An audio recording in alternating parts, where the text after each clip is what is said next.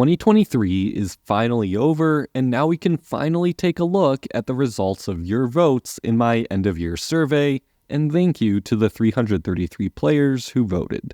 Our first award is the most prestigious, the best event of 2023. A good event needs to have fun gameplay, good rewards, and provide enough of a challenge without being tedious. We've had 10 events this year, however, with 42.9% of the vote, the winner is clear. The Halloween event. This was a brand new event for us this year, and while many players did seem to struggle with it at first, or give up, the rest of us were able to get quite a few good rewards. For many players, if you were skilled at the event, you could even reach the Gold League for free and pick up the Spectral Steeds, which will give many laboratories of monstrosities. It was refreshing to have an event that rewarded skill highly, even over spending money. The runner-up was the fall event with 11.4% of the vote, followed by the rest.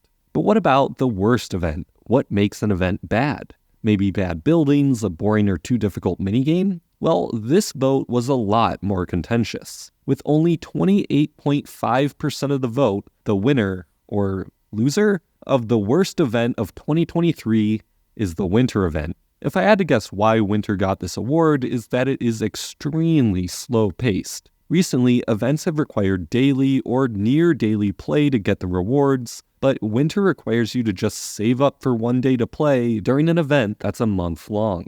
Not to mention the main building is rather weak, falling behind by nearly all metrics compared to other event buildings. The daily specials were lackluster, other than a few specific ones like the Epic Kit or Nutcracker Guardhouse, and it seems the vote reflects that. The runner-ups are the Wildlife event with 15% of the vote, and St. Patrick's Day with 14.7%, followed by the rest. Now, what if we look at the ratios of people voting that an event is the best versus the worst? We get some pretty interesting results. The Halloween and fall events had the best ratios of best to worst votes, but the Forgeable and winter events were the most negative. What I find interesting are those events in the middle. The anniversary event had nearly the same ratio of best to worst votes, same with the summer event. I find it very interesting that the summer event and winter event have such different ratios. They're extremely similar events with the same minigame and even the same distribution of rewards in the free grand prize track.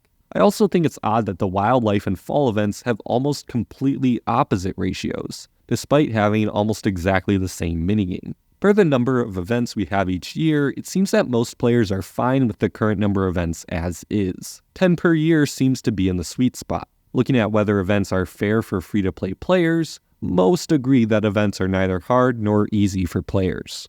Our next set of awards are for the event minigames. Even though we've had 10 events this year, we've only had 6 minigames, with 4 of those minigames being shared between events. For the best event minigame of 2023, the winner is, as you might expect, the Halloween event, with 49.5% of the vote. It had a new minigame this year and was a lot of fun if you were able to strategize your play. The runner-up, with 18% of the vote, is the Idle Town minigame featured by the St. Patrick's Day and Fellowship events. The worst event minigame of 2023 was quite contentious, squeaking out the win with a lead of 8 votes and a total of 26.7% of the vote is the Random Tiles minigame from the summer and winter events where you just randomly pick tiles to open. I think these events suffer from slower gameplay and are much more luck-based without any skill. The runner-up with 24.3% of the vote is the Idle Town minigame from the St. Patrick's and Fellowship events. It's interesting that it was the runner-up for both the best and the worst minigame categories.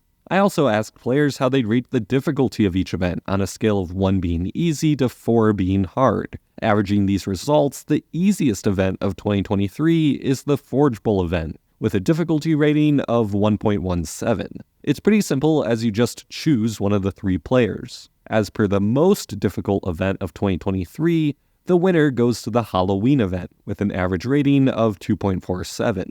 Being a new minigame, it took a bit more thought than the more familiar minigames we've had in previous events. The rest of the minigames fell between these 2 extremes, and generally similar event minigames had similar difficulty rankings. Interestingly, when we compare event difficulty versus votes for the best event, there seems to be little relation. After all, the hardest event was voted as the best event, but the second hardest, the St. Patrick's Day event, is ranked 4th in terms of the best event. Moving on to event buildings, the actual rewards of the events, we've had quite a few good ones this year.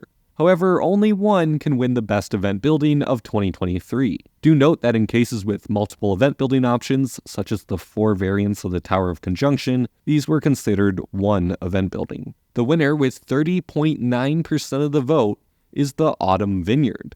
This comes as a bit of a shock to me, as while it is a good building, I wouldn't have thought it the best. However, I can definitely see why players enjoy it. It produces nearly 1.2 forge points per tile, 2% attack per tile, and 4.28 goods per tile, on top of fragments for buildings that can give the Cider Garden and Jumpin' Pumpkin 2 very nice buildings. The runner-up with 22.2% of the vote is the Aegean Resort from the soccer event. As good as event buildings are, though, some of them just can't hit the mark of what most players are hoping for. It probably won't come as a surprise to most of you that the worst event building of 2023 is the Pergola from the Forge Bowl event. It provides only up to 0.6 forge points, 1.75% combined attack, and 3.1 goods per tile. It is notable for being the first and only building to provide fragments of store building kits until the Halloween event. The runner-up with 23.7% of the vote is the Druid Hut from the St. Patrick's Day event. One last thing is that I ask players to rate events overall on a scale of 1, I hate it, to 4, I love it. The average ranking for each event is shown here, and Halloween's dominance is clear. It's probably good that the Forge Bowl event is missing from 2024 so far, since it was so universally disliked. Moving away from events for the time being, let's look at the features that were added to Forge of Empires in 2023. Unfortunately, we've only got 4 features on the list, being the Guild Battlegrounds update, Guild Expeditions Level 5, Mini Challenges, and Space Age Titan. There would have been a 5th, but the daily login bonus was removed. Of these 4 options then, the winner of Best New Feature of 2023 goes to Guild Expeditions Level 5 with 34.8% of the vote. It brought us some plentiful rewards, including the very powerful Forgotten Temple that boosts Forge Point productions, and the Feathered Serpent statue, which has an extremely high Forge Point per tile efficiency. It also finally gave us a use for our city defense boosts. The runner-up, with 30.9% of the vote, was the Guild Battlegrounds update that removed siege camps, capped attrition reduction to 80%, and introduced some nice new rewards for the top-placed guilds in each season. This made the seasons much more competitive, but quite a few players were disappointed with the removal of being able to fight forever at 0 attrition. That's why, with 33.3% of the vote, the worst new feature of 2023 goes to the Guild Battlegrounds update. Despite the rewards, I think the removal of staying at 0 attrition forever frustrated a lot of players who like to spam the auto battle button. The 2 runner-ups for this reward are tied, each with 25.5% of the vote. Space Age Titan and the mini challenges take these spots. I think they are decent additions to the game, but each have some minor sticking points that make them unpopular. In Space Age Titan, that's the units you use to fight, as well as the cost of the great buildings in general. For the mini challenges, it's the time limit and difficulty of completing them if you aren't prepared, despite that being the entire point of the mini challenges. Out of curiosity, I asked players if they are able to complete level 5 of the Guild Expeditions. 68% of respondents said they can, with 17% saying that they can only complete part of it. The remaining 14% are split between players who can't complete it yet or who are in guilds that don't unlock level 5. For those who can't yet complete it, just keep playing events, as we're getting many blue attack boosts from modern event buildings. If you're in a guild that's not opening level 5 and want to get rewards like the Forgotten Temple, maybe it's time to find a new guild. I was also interested in seeing which features players thought should be reworked the most, between the Antiques Dealer, Friends Tavern, Cultural Settlements, and PvP Arena. Per 36.9% of the vote, the feature in most need of a rework is the Cultural Settlements. The buildings aren't nearly that powerful anymore, despite the effort you must put in to finish all runs of a settlement. Hopefully we can see something in the future that addresses and updates the problems with the settlements and the other features too. 11% of the responses fell into an other category, with some players saying that old or relatively unused great buildings could use a rework, while some poor souls would like to see a rework for Guild versus Guild. Unfortunately, Guild vs. Guild will be removed entirely in 2024 with the introduction of guild raids. I asked whether you still play Guild vs. Guild, and there were a lot more players saying that they play the feature daily than I would have expected. However, the majority of players never played it actively, even if they were on browser, and I expect this survey has quite a bit of sampling bias in this regard. Now, what about the number of worlds that each player plays? 38% of the respondents say they only play one world actively, with the proportion dropping as the number of worlds increase. The most worlds a player says they play on is 25, which I could not imagine. However, the average number of worlds per player comes out to 28. It's still a decent time investment to play any more than one,